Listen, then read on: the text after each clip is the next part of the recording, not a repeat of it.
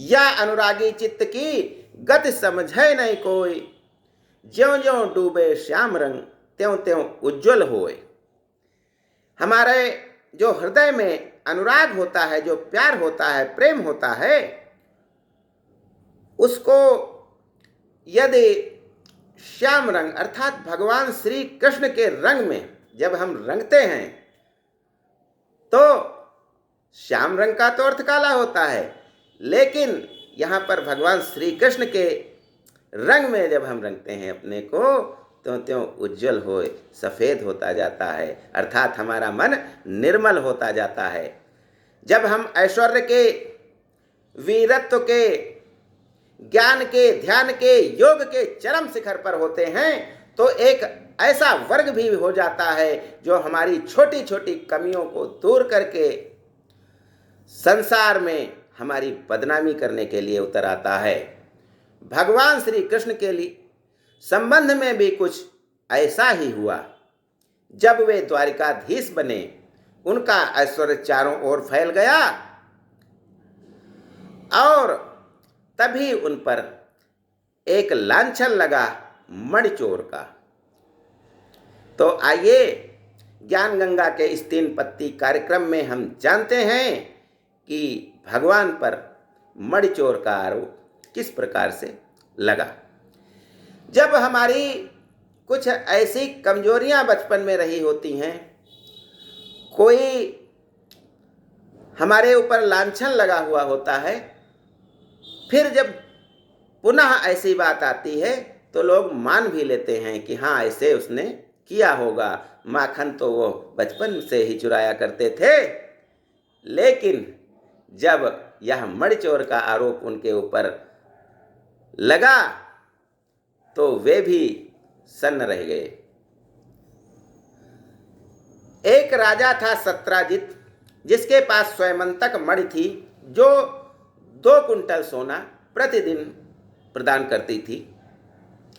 भगवान श्री कृष्ण के नाना जो अगसेन थे तो उनको एक चर्म रोग हो गया था, जिसके लिए उन्होंने भगवान से कहा था कि बेटा स्वयंतक मणि यदि मिल जाए तो उसको ले आइए, तो सूर्य के प्रकाश में जब उस मणि से किरणें हम डालेंगे अपनी त्वचा पर तो यह रोग दूर हो जाएगा। भगवान श्री कृष्ण सत्राजित के पास गए, मणि की मांग की। कुछ दिनों के लिए सत्राजित ने मणि देने से मना कर दिया। सत्राजित का एक भाई था जिसका नाम था प्रसेनजित। वह जंगल में शिकार खेलते खेलते बहुत दूर चला गया, जहां उसने एक कन्या को वन में घूमते देखा। 16 वर्ष की सुंदर युवती को देखकर वह उससे विवाह करने के लिए आतुर हो गया और उसने उसका पीछा किया, लेकिन उसके पिता ने विवाह करने से मना कर दिया। अब प्रसेनजित ने सोचा यदि मैं अपने भाई जो सत्राजित है उसके पास से स्वयंतक मणि ले आऊं और कन्या के पिता को दे दूं तो शायद यह मुझसे विवाह के लिए राजी हो जाएगा। प्रसेनजित ने अपने भाई सत्राजित की मणि को चुरा लिया और उसे लेकर के वन में आया, लेकिन इसी समय एक शेर ने उस पर आक्रमण किया और उसको खा गया।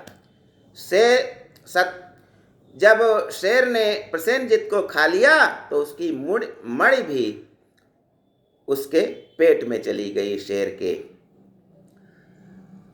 जो कन्या का पिता था उसने देखा कि किसी शेर के पेट में कुछ चमक रहा है, तो उसने उस शेर को मार करके वह मणि प्राप्त कर ली। इधर जब प्रसेनजित वापस नहीं आया तो सत्राजित को चिंता हुई और उसके खजाने से वो मणि भी गायब मिली। तो उसने सोचा कि माखन चोर श्री कृष्ण पहले से ही थे और उन्होंने ही इस मणि को चुरा लिया है। सारे देश के राजाओं में श्री कृष्ण को मणि चोर कहा गया और लोगों ने मान भी लिया।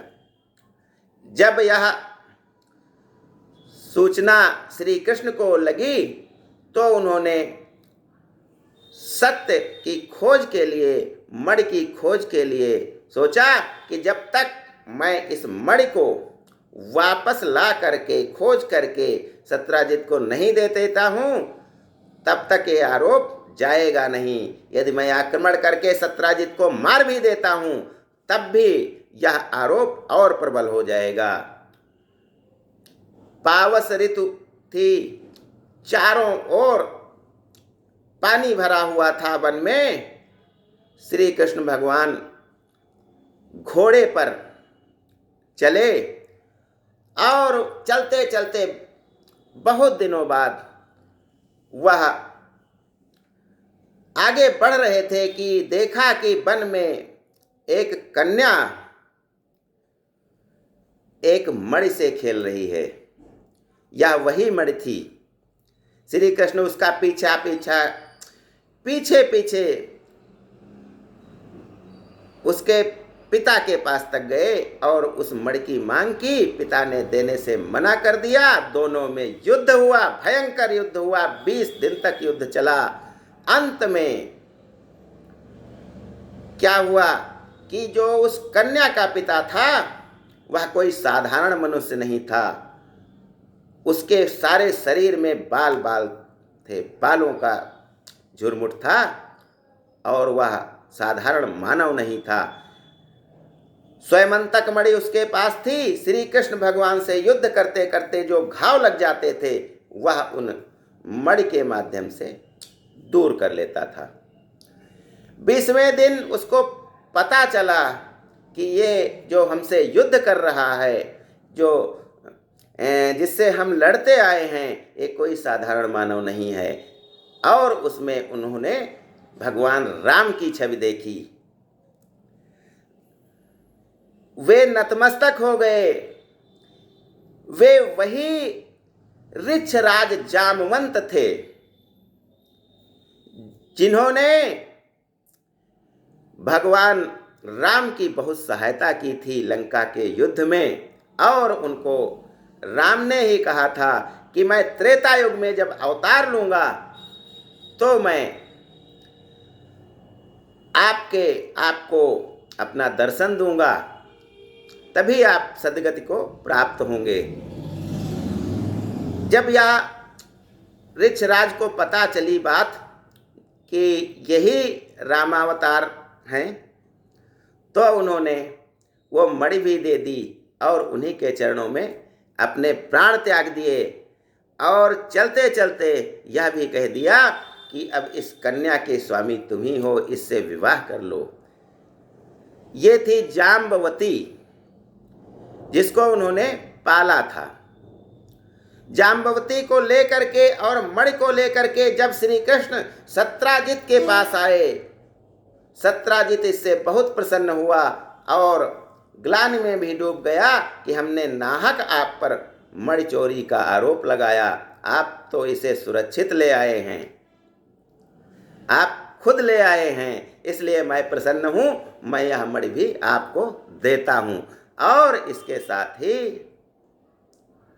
अपनी पुत्री सत्यभामा को भी आपको सौंपता हूं, आप उससे विवाह कर लीजिए।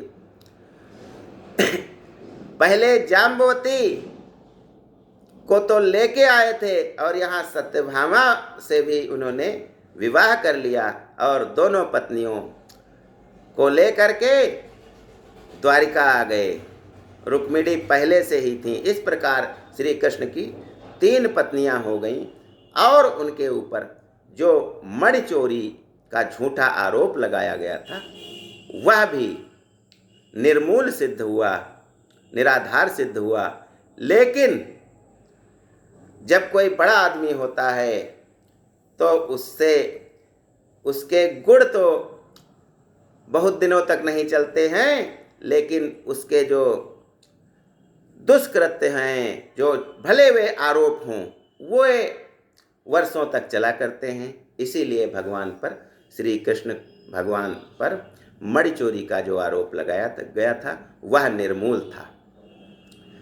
आगे मैं बताना चाहता हूँ कि हमारा जो मंजन होता है, जो पेस्ट होता है, वह कैसा बना है, इसका संकेत मंजन पर ही होता है। उसके जो निचले भाग में एक चौकोर या आलपिन के जैसा एक कलर होता है, तो यदि यह कलर काले रंग का है, काले रंग की रेखा है, तो हम समझेंगे कि वह पूरा केमिकल से बना हुआ है। और यह रेखा यदि लाल रंग की है, तो हम सोचेंगे, समझेंगे कि केमिकल और नेचुरल चीज़ों से यह बना है। और यदि यह नीले रंग का है, तो हम समझेंगे कि नेचुरल और दवा के योग से बना है। लेकिन जो हरे रंग का होता है, वह केवल प्राकृतिक होता है। तो इस प्रकार से मंजन के पेस्ट को हम देख करके समझ सकते हैं कि इसके अंदर क्या है। धन्यवाद। जय हिंद, जय भारत।